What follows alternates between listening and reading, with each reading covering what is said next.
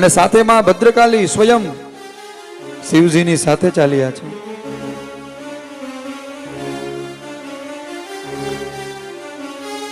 અને આજે તે ઉત્તમોત્તમ રત્નોથી બનેલા વિમાન પર આરૂઢ થઈ હતા. એમના શરીર પર લાલ ચંદનનો અનુલેપ લગાડેલો હતો, લાલ વસ્ત્ર શોભી રહ્યા હતા. એ હસતા હસતા નૃત્ય કરતા કરતા ભક્તોને અભય આપવા માટે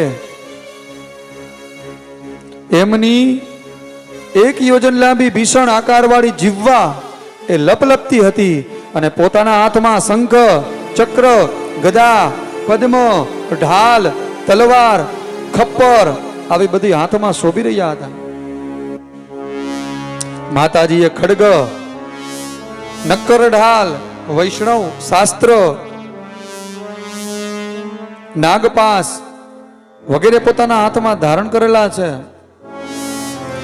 અને માં આજે કરોડો યોગીનીઓ, ડાકીનીઓ, એમની સાથે ભૂત, પ્રેત, પિશાચ, કુષ્માંડ, બ્રહ્મ રાક્ષસ વગેરે આજે માની સેનામાં જોડાયેલા છે.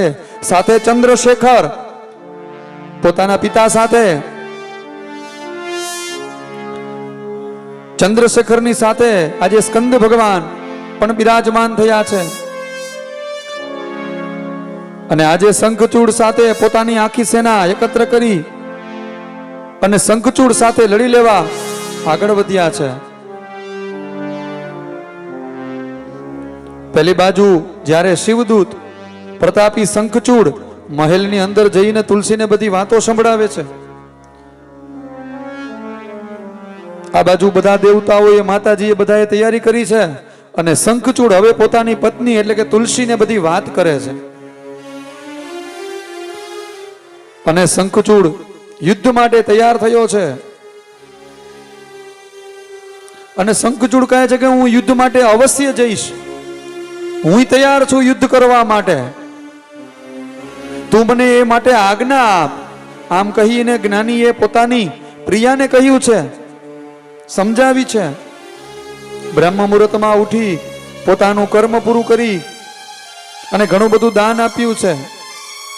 રાજ્યમાં અભિષેક કર્યો છે. પોતાની ભાર્યા, પત્ની, રાજ્ય, સર્વ સંપત્તિ સમર્પિત કરી દીધી છે. પુનઃ પ્રિયા તુલસી રડતા રડતા કહે છે, તમે રણયાત્રામાં ન જાઓ. ત્યારે રાજા શંખચૂડ વિવિધ પ્રકારની કથાઓ કહી અને ધીરજ ધારણ કરવા કહે છે. દાનવરાજ કવચ ધારણ કરી યુદ્ધ કરવા માટે તૈયાર થઈ ગયા છે. પોતાની વીર સેનાપતિને બોલાવી છે અને આદેશ આપ્યો છે કે હે સેનાપતિ, મારા બધા જ વીરોને આજે તૈયાર કરો. આજે મેં કવચ ધારણ કર્યું છે અને હાલો આપણે યુદ્ધ માટે પ્રસ્થાન કરવાનું છે. આ બાજુ દાનવોની ટુકડી, દૈત્યોની બળશાળી યોદ્ધાઓ અસ્ત્ર શસ્ત્રથી સજ્જ છે.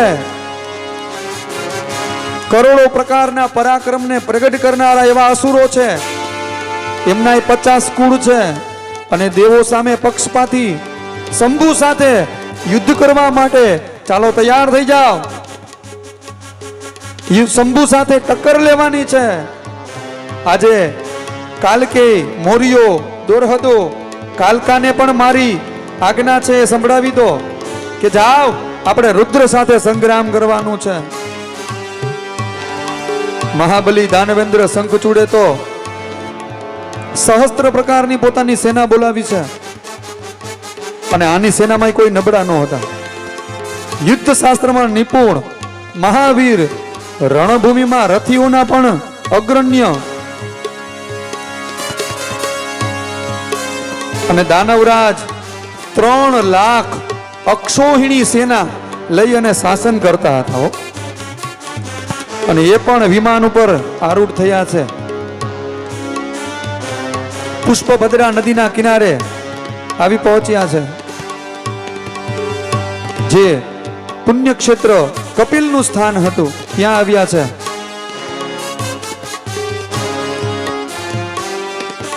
અને પુષ્પભદ્રા અને સરસ્વતી નામની 2 નદીઓ વહેતી હતી.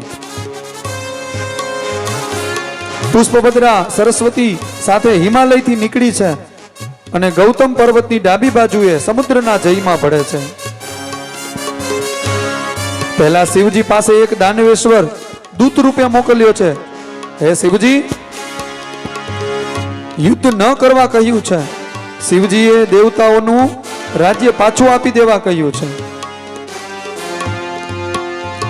અંતમાં મહેશ્વરે કહ્યું, હે દૂત, અમે કોઈનો પક્ષ પણ લેતા નથી, કેમ કે અમે સ્વતંત્ર છીએ અને અમે અમારા ભક્તોને સદાને માટે આધીન રહીએ છીએ.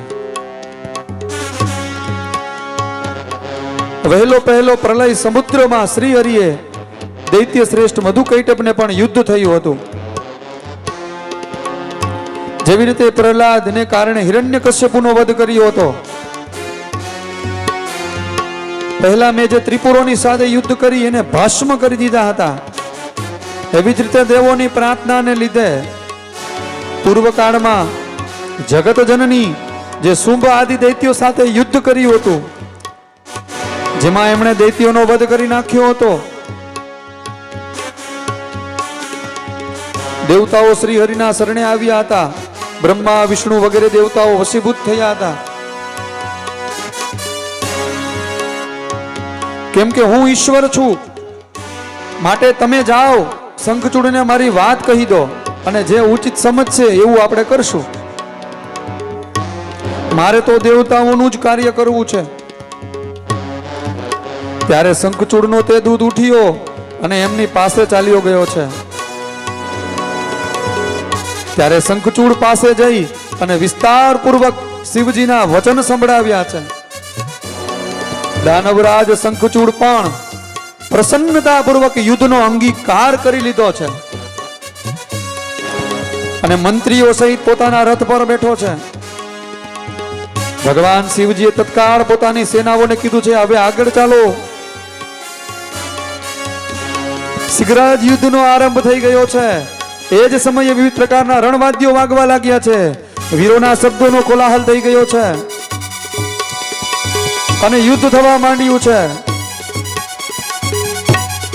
વિપ્રચિત સાથે સૂર્ય ધર્મ યુદ્ધ થવા લાગ્યું. વિષ્ણુ સાથે દંભનું યુદ્ધ થવા લાગ્યું.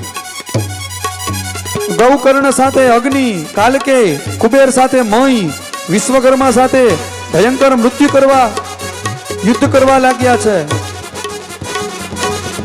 નલકુબેર ધુરંધર યુદ્ધ કર્યું છે. 11 મહારુદ્રો એ મહાન પરાક્રમથી સંપન્ન એ પણ અસુરો સાથે મચી પડ્યા છે. શુક્રાચાર્ય સાથે બૃહસ્પતિ યુદ્ધ કરવા લાગ્યા છે. નંદીશ્વર બધા ગણોમાં શ્રેષ્ઠ એ પણ યુદ્ધ કરવા લાગ્યા છે. અને આમ ભયંકર દેવતાઓ અને દાનવો વચ્ચે યુદ્ધ થયું છે. યુદ્ધની ગર્જનાઓ ત્રણેય લોકમાં થવા લાગી છે. ત્યારે નારાયણના શાસ્ત્રને જોઈ, શસ્ત્રને જોઈ અને શંખચૂડ દંડની જેમ ભૂમિ પર આળોટી પડ્યો છે અને વારંવાર પ્રણામ કરવા લાગ્યો છે. ત્યારે દાનવને નમ્ર બનેલો જોઈ અસ્ત્ર નિવૃત્ત થઈ ગયું છે. ત્યાર પછી દેવી એમના પૂર્વક મંત્રથી બ્રહ્માસ્ત્ર છોડ્યું છે. પ્રજ્વલિત થયેલું જોઈ દાનવરાજ ભૂમિ ઉપર ઉભો થઈ અને પ્રણામ કરવા લાગ્યો છે અને ત્યારે જ બ્રહ્માસ્ત્રથી એનું નિવારણ કરી દીધું છે. દાનવરાજ કુપિત થઈ ઉઠ્યો. વેગપૂર્વક પોતાના ધનુષને ખેંચી અને દેવી પર મંત્રપાઠ કરતા કરતા પોતાના દિવ્ય અસ્ત્રોની વર્ષા કરવા લાગ્યો છે. ત્યારે ભદ્રકાલી એ સમરભૂમિમાં પોતાના વિસ્તૃત મુખને ફેલાવી અને એ અસ્ત્રો બધા ગળી ગયા છે. ફરીથી દાનવરાજ ભયભીત બન્યો છે. શંખચૂડે કાલી પર 100 યોજન લાંબી શક્તિનો પ્રહાર કર્યો છે. ત્યારે દેવીએ દિવ્ય અસ્ત્રના 100 ટુકડા કરી નાખ્યા છે અને આમ આ યુદ્ધ ચાલે છે.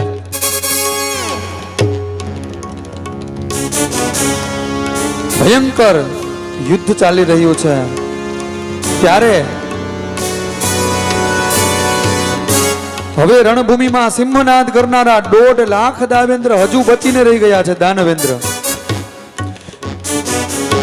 તેથી તમે એમને પોતાનો આહાર બનાવી લો. દેવીને કહે છે, મને જાજો ન દોડાવો હવે, કેમ કે તમારે માટે એ અવધ્ય છે. ભદ્રકાલીએ ઘણા બધા દાનવોને ભક્ષણ કર્યું છે. એમનું રક્તપાન કરવા લાગ્યા છે અને શિવજી પાસે ચાલ્યા છે. ત્યારે બધો વૃત્તાંત કઈ સંભળાવ્યો છે. ત્યારે સનત કુમારો કહે, શંભુ તમે તો જીવોના કાર્ય કરતા છો. ત્યારે ભગવાન શંકર આ વચન સંભળાવતા હસવા લાગ્યા છે. શંકર પણ પોતાના ગણો સાથે સમરભૂમિમાં આવ્યા છે. અને હવે તો ભૈરવ, ક્ષેત્રપાલ, વીરભદ્ર એમની સાથે યુદ્ધ કરી રહ્યા છે.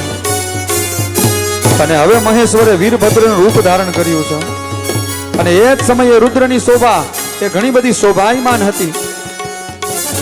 શંખચૂડની દ્રષ્ટિ જ્યાં શિવજી ઉપર પડી ને, ત્યાં તો વિમાનમાંથી પોતે નીચે પડી ગયો છે. અને આ રીતે નમસ્કાર કરી અને તત્પશ્ચાત એ તરત જ પોતાના વિમાન પર જઈને બેસી ગયો છે. ખાલી ભગવાનને વિવેકપૂર્વક નમસ્કાર કર્યા છે, પણ યુદ્ધ કરવા માટે પોતે પાછો તૈયાર થયો છે. અને હવે તો બંને બાજુથી બાણોની વૃષ્ટિ થવા લાગી. અને શિવ અને શંખચૂડ આનું ઉગ્ર સેકન્ડો, વર્ષો સુધી, હજારો વર્ષો સુધી એ યુદ્ધ ચાલ્યું છે. મહેશ્વર સહસા પોતાનું ત્રિશૂળ ઉઠાવી અને જેનું નિવારણ કરવું મોટા મોટા તેજસ્વીઓ માટે પણ અશક્ય છે, એવા તત્કાળ જ મહેશ્વરે, હે શંકર, મારી પ્રાર્થના સાંભળો અને આ સમયે ભગવાન ત્રિશૂળ ન ચલાવશો, પૂરા બ્રહ્માંડનો વિનાશ થઈ જશે. એક આ શંખચૂડનો નહીં, પણ જો તમે ત્રિશૂલ ચલાવશો તો આખી આ સૃષ્ટિનું રટણ થઈ જશે. તો શંખચૂડની વાત તો શું છે? અને દેવ મર્યાદા સાંભળો અને સત્ય સફળ બનાવો.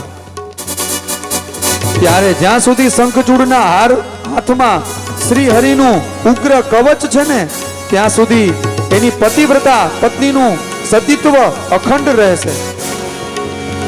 ત્યાં સુધી એનું મૃત્યુ થશે નહીં.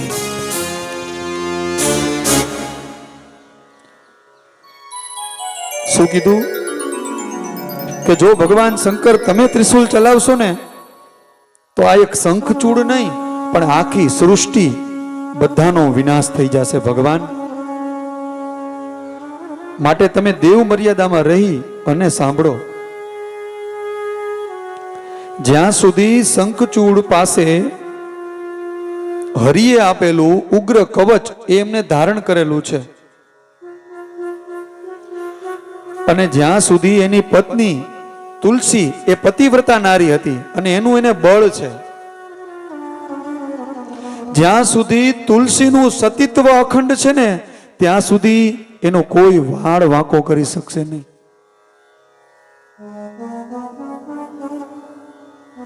ત્યાં સુધી એને જરા એટલે કે મૃત્યુ એનો પ્રભાવ એના પર જરાય પડશે નહીં.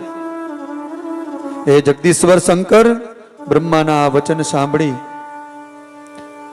ત્યારે શિવજીએ આકાશવાણી સાંભળી અને તથાસ્તુ કહી એમનો સ્વીકાર કરી લીધો છે.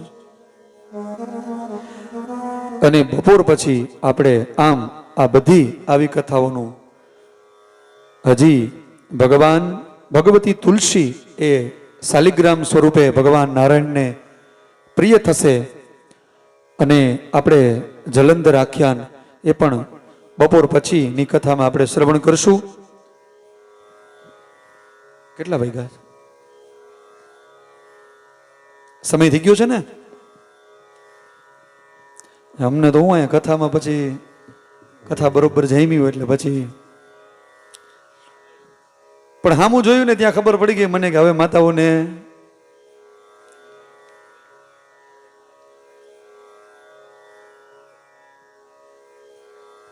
એટલે હવે અહીંયા યુદ્ધ ચાલે છે, પણ હવે યુદ્ધમાં થોડો આપણે વિરામ લઈએ છીએ.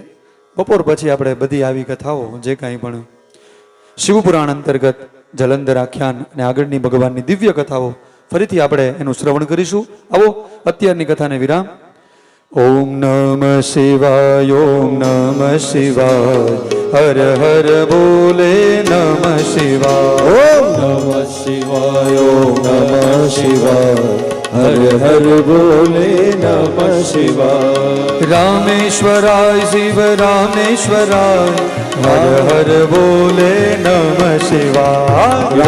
રામેશ્વરાય શિવ રામેશ્વરાય હર હર બોલે નમઃ શિવાય ઓમ નમઃ શિવાય ઓમ નમઃ શિવાય હર હર બોલે નમઃ શિવાય ઓમ નમઃ શિવાય ઓમ નમઃ શિવાય હર હર બોલે નમઃ શિવાય હર હર બોલે નમઃ હે હર હર બોલે નમઃ શિવાય હર હર બોલે નમઃ શિવાય ઓ હર હર બોલે નમઃ શિવાય હર હર બોલે નમઃ શિવાય હર હર બોલે